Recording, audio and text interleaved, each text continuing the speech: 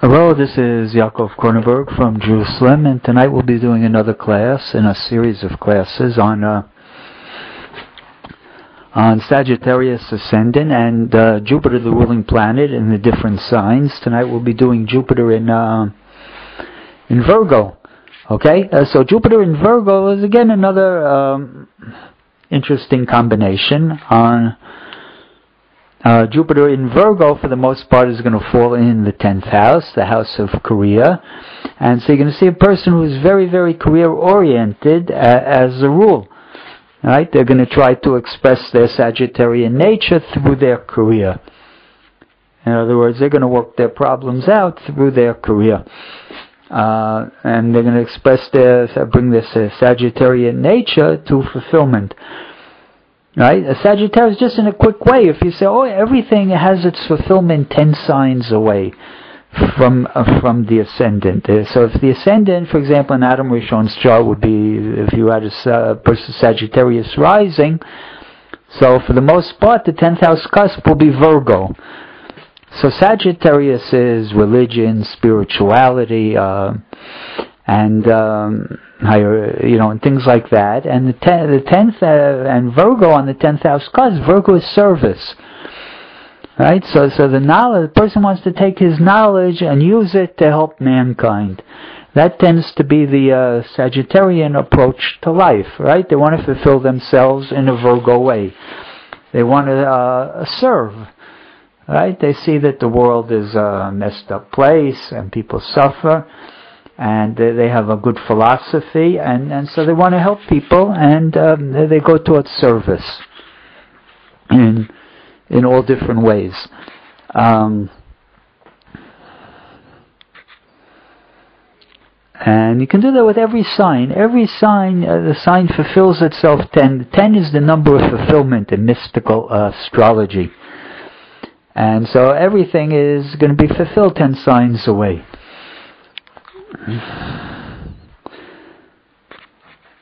In other words, a person should choose a destiny where he's going to complete himself. In other words, through the person's work, they fulfill themselves in this lifetime.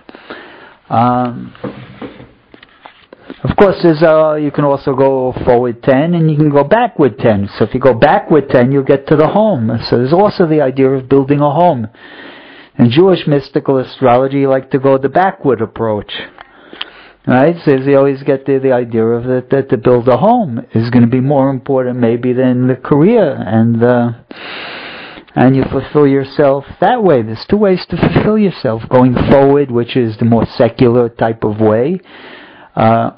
The Western way, which is to get your fulfillment through your work. And then there's the other way, the mystical way, more approach is to fulfill yourself through the continuation of your family by raising a home and having children and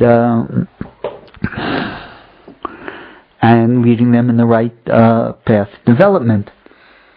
But in any case, when you're going back to our original idea, is when you have Jupiter there in a chart like this, Sagittarius with Jupiter in Virgo, so the idea of service becomes very important and fulfilling themselves through their work. Now Jupiter is in detriment actually in Virgo, right? Jupiter doesn't work so good in a mercurial sign. Jupiter likes to see the big picture. It doesn't like to look at the details, and when it gets into Virgo, it can be a little bit too much for it. Jupiter is synthesis, and Mercury is analysis. So when you can combine the two, it can be quite good. When they don't go work together, it can give some kind of confused, muddled thinking along the way. But not really. Jupiter is not. Again, I don't see Jupiter as being bad in Mercury, especially because it's. Jupiter is an excellent planet, and Mercury is also a good planet, and so I don't think it's too harmful. You have to see, of course, look at where Mercury is in the chart. Also, it'll tell you more clues as to what the person's going to be, how it's going to impact him in this lifetime. I want to look at a chart tonight, a very famous man. He was a very famous actor, actually. He was a child actor, and So he was working from day one almost. His name was Rooney. A very famous actor. I think he's still alive today. Could be in his 90s already. He had a very, the usual Hollywood thing, except that he married 7 women instead of 3. So I want to look at it tonight from the terms of, why a person would have so many wives. His chart is very interesting. You spend a whole hour, 2 hours on this chart just looking from the perspective of marriage in his chart. So first of all, you see that he's got 3 planets in Libra, including the Sun. So the person, marriage is very important to them, right? When the Sun is the ego, and the ego in the 7th house, Libra is the natural ruler of the house of marriage. So a person who's got the Sun in Libra, his ego is dependent on who he's married to. And so marriage plays an important role. And so he's got also Venus, a beautiful Venus in honor there, and also Mercury.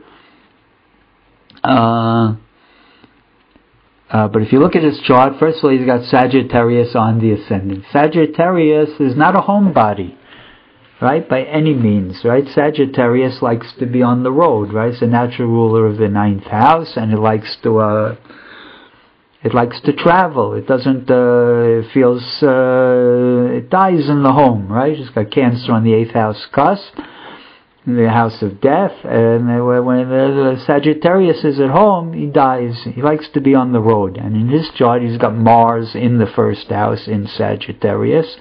So he's a fighter. He fights for his own rights, and he fights for his ability to be free.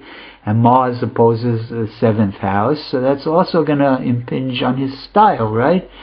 He's not going to be, nobody's going to tell him what to do, and he's going to be his own boss, and he's going to travel and be out with the guys, and be out drinking, and he's going to have a good time, and he'll chase women if he wants to, other women, and that was him. Right? You see that already from the double, the Sagittarius ascendant and the Mars in Sagittarius. And of course he's got Jupiter in the 10th house, so he's a worker. He's not going to be at home. When you have Jupiter, when you have the ruling planet in the 10th, it opposes the 4th, which is the home. So he wasn't somebody you could find at home, sitting around the TV or reading a book. He was out having a good time, this man. And so all those things in his chart, if you look at it, you see they impinge on his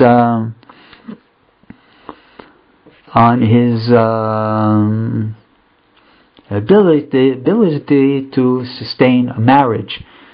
Right? Again, he's got 3 planets working for the house of friends. He's got Venus there in the house of friendship, so he likes to have a good time, the man. And he's got almost everything in his chart in masculine signs, so you can't, well, not really, but he's got, it's masculine predominated. He's got the Sun and Moon in the ascendant, all the masculine, 6 points, 7, 8, 9, 10. He's got at least 10 points in masculine signs as opposed to 5 or 6 in female signs, and the masculine signs are much more important, the Sun, the Moon, and the ascendant being there, and the Mars. And so he didn't like to be told what to do, and he sort of went out on his own, and you see he's got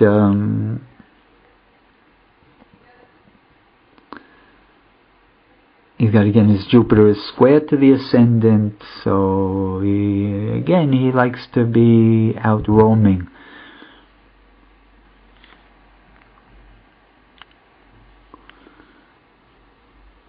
And of course so it's interesting in his chart, which is something you wouldn't see. He's got his Jupiter's ruling planet. In his chart, actually, the chart is distorted. So this is interesting. When I first saw his chart, I said, wow, what does that mean? He's a Sagittarius, which is natural 9th house, religion, philosophy, and he's got the ruler in the 9th house, religion, philosophy, double overtime. And, this guy was anything but. He was a philanderer. Like I said, he was married 7 times. He grew up in the Hollywood environment. I said, what's going on? So I looked up his bio, and it turns out that later in his life he cleaned himself up, he went straight, and he became a born-again Christian, right? And so the rooster, what do you call it? The rooster always comes home to hatch. What's the expression? I forget already. The rooster comes home to...